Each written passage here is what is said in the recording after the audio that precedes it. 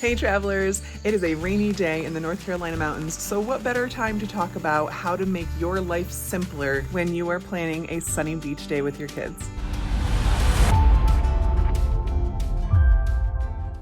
Okay, at least I feel a little more dressed for the part. We've got the warm lights on. I can forget that it's raining outside right now. Let's talk about heading to the beach with kids. If you feel like a pack mule before you even hit the sand when you get to the beach because you're carrying 20 different things in 3 different containers and you are exhausted, then this video is for you. We are going to simplify what you bring. We are going to pare way down. And at the end of the video, I'll go ahead and talk about some of the nice to have things, some of my favorite gadgets and items. But for now, we're going to talk about how to make it super simple to get to the beach and be able to enjoy it yourself without being exhausted before you get there. Heading to the beach tends to be this mystical, otherworldly, we treat it like we're going to Mars, and it really doesn't have to be that hard. We do not need everything in the world to make our kids comfortable. It is a different environment, and it's okay that it's a different environment, and that's what we're going to talk about. We do not need to pack for every single possible situation that could happen. We will still be on planet Earth. We will still be in a space that we could leave and get something if there was an emergency. Don't panic. So let's talk about what you should actually have on hand, what you should be leaving home, and how cutting back on stuff can actually help you have more memories and more fun. The things that you should have with you are going to be broken into 5 categories. That's it. So let's dive right in with number 1 because it is the most important. Number 1 is sun protection, and this breaks down into a few different layers, but you need to be protecting yourself from the sun, not only to protect your skin and cut down on your cancer risk. Protecting yourself from the sun will also help protect yourself and your kids from the heat and dehydration and heat stroke and all of the things that can happen when you're spending a day or multiple days out in the heat in the sun at the beach. So number 1 is sunblock. I'm not going to get too much into my favorites because we have a separate video on that, but sunblock for your face, for your body, for reapplying, and make sure that it's a strong enough strength, especially if this is your first trip to the beach for the season and you don't have any type of base color. You need to be protecting yourself from sunburn. It's going to make everyone more miserable if they are hot and in pain during the trip. The other things that fall under sun protection are things like rash guards. I see a lot more kids, my kid included, that wear long sleeve rash guards to the beach. I have one for myself that I will put on when I come out from under my umbrella, and it's something that's absolutely making life easier for parents, especially if you start them from when they're young wearing bathing suits. Just putting them in a rash guard anyway, it does not make them hotter. It will actually keep them cooler because it's protecting their skin from the sun. And bonus, you don't have to worry as much about the sunscreen, the reapplication, the is it wearing off, because a good rash guard should have protection up to like 50 SPF, and that sun protective clothing is actually going to be more effective than sunblock, but use them together. Along a similar line, hats, big brimmed sun hats are great, and hats for little kids, especially if they've got the brim and then they've got the little Velcro that goes under the chin, are great, especially for the little kids, because while you think about being in the ocean when you're at the beach, a lot of the time is going to be spent on the sand, playing in the sand, taking walks along the beach, and you should have a hat on to protect your face and neck anytime that you can. Now, shade. There are many different solutions for having some shade at the beach. I think it's a great idea for anyone that's been in the sun too long or anyone that needs extra sun protection. Plus, it's gonna help you stay cooler at the beach. You could have an umbrella. You could do a tent-style canopy. One of my favorite things to do for kids, babies, especially when they're really young or might still be napping at the beach, is one of these collapsible, foldable sun tents. They've got windows, so you've got some air circulation. They fold up super small, like the size of a Frisbee, and then just pop out when you're ready to use them. A lot of the times they have side pockets that you can fill with sand that'll help them not get blown away in the breeze. And this can also keep you from feeling like you need to bring a pack and play with you. I've seen pack and plays at the beach. I've seen beautiful setups for babies at the beach, but we're talking about paring down on what you bring, and this is absolutely a place that you can just throw a towel on the bottom and a kid can nap. They are super portable and super lightweight, and you don't have to lug baby gear to the beach. All right, next up, we're gonna talk about the category of drying off. Really, the only thing in this category is towels. And 75% of the time, you are gonna be using your towel as something to sit on, as something to wipe your hands off with, as something to wipe the water out of your kids' eyes when they come running up from the beach and they can't see, or as a cover-up when you run to the bathrooms. So this is not the time to pack your 6 foot by 8 foot, 2-inch thick, fluffy Costco towel that we all have and we all love. But this is when I would recommend, if you're bringing towels to the beach, to bring something like a Turkish towel. Turkish towels are super lightweight. They're not gonna weigh 45 pounds when they're wet and you have to drag them home at the end of the day. And they dry out quickly, so you can use them multiple times throughout the day. You know, they're great for doubling as a sarong, as something to sit on, as something to throw over your shoulders if you're starting to feel like you got burnt. So it's multifunctional and it's gonna cut back on the bulk of what you're bringing. Under staying dry, I would also throw in something like a waterproof phone case. There are multiple options, things you can put your phone in and still even use the phone to take pictures with. If you're going towards the water or into the water and you want to take pictures, that's a great time to throw it in a waterproof bag. I would highly recommend one that has a little bit of styrofoam in it because it will float.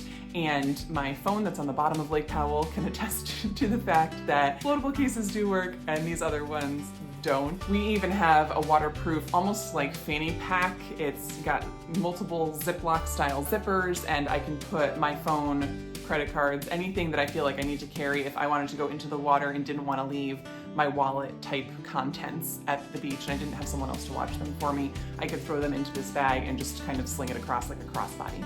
Let's talk seating, because chairs can take up a lot of space. They're very bulky, and if you don't have multiple adults to carry chairs, you're not going to be able to drag them all with you. My favorite chair is this almost like a sitting mat type of chair. I got it on Amazon. I've had it almost 10 years, and it basically is a combination of sort of like a beach mat plus having a back to lean against, which is perfect. It's lightweight, it's got backpack style straps, it velcros and folds up really easily so I can carry it hands-free. And if I don't have another adult with me coming to the beach with us, this is what I bring to sit on. Seating somewhat will be determined by who's in your beach party and their level of mobility and how comfortable everyone wants to be when they're sitting at the beach.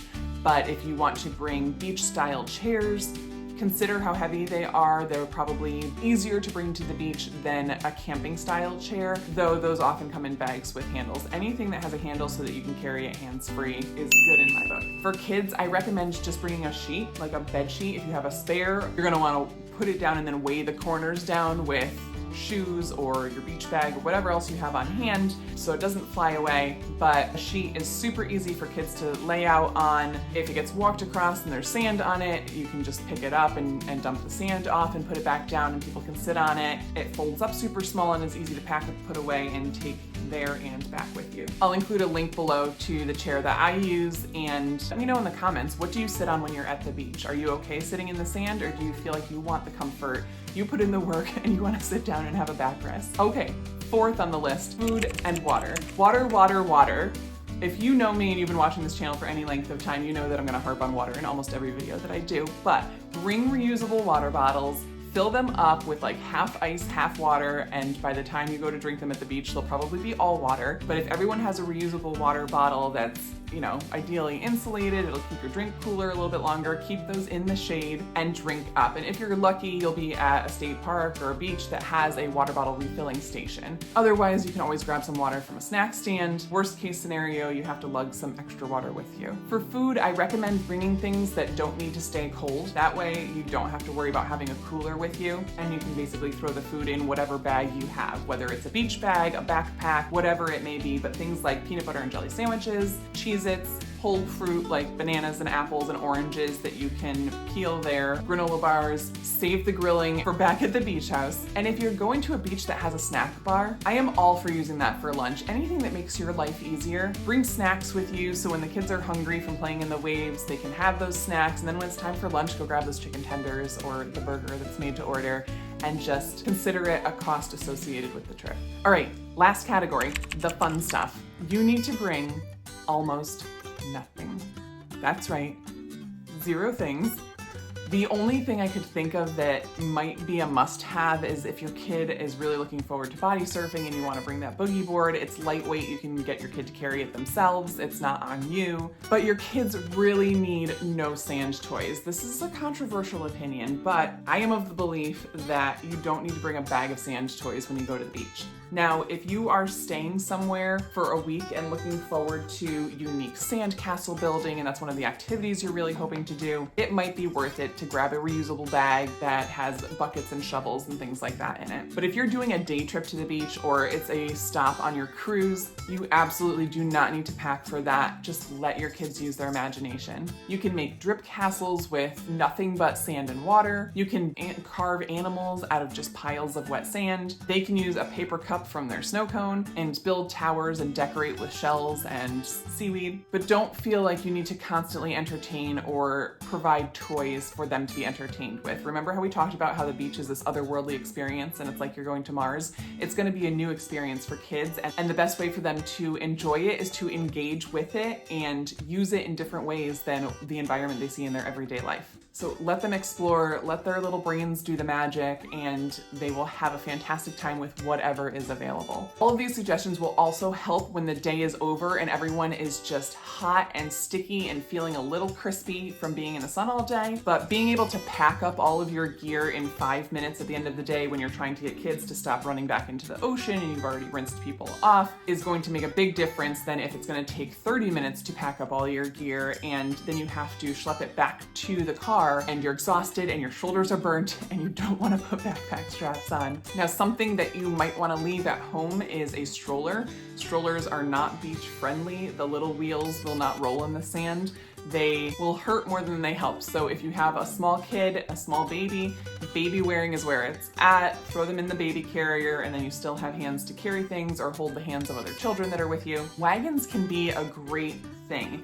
If you're going somewhere where you can fit a wagon into your car, it might be worth it, but it needs to be a wagon that has the big cartoon-like wheels. If you bring a wagon with regular wheels, it's the same problem as the stroller and it's not gonna roll in the sand and you're just gonna be dragging a box through the sand to your beach destination. Okay, now I said I would include some things that are nice to have but not must-haves. I polled the audience on this one, and a lot of people recommended something like cornstarch or baby powder for getting sand off. Now, I have never tried this trick. Let me know in the comments if you've used baby powder before to get sand off. Basically, you just sprinkle it on and rub your hands together and it kind of absorbs moisture and helps the sand fall off really easily. We typically just like hit up the foot rinse station on the way out of the beach and call it good enough until we get to the shower and can actually get feeling really good. But if you've got sensory kiddos or it's super simple for you to just throw that in your bag and have it, go for it. Another thing that's nice to have, we touched on a little bit, would be a cooler, something that keeps things cold so when you're hot, you can have something cold. But again, that's another bulky item to bring with you, so if you don't have the space for it or the bandwidth or the hands to carry it,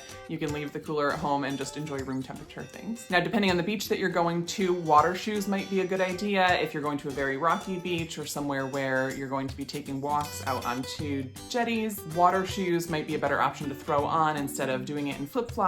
And those typically pack up really small. You can get water shoes that are super flat and just stick them in a beach bag somewhere, so they shouldn't take up much space. All right, guys, that's it for now. So I wish you happy travels, safe travels, have fun at the beach. Let me know how it goes. And if you want more tips on packing and how to simplify that process, you can check out this video. Good luck, safe travels, have fun, everybody. See you next time.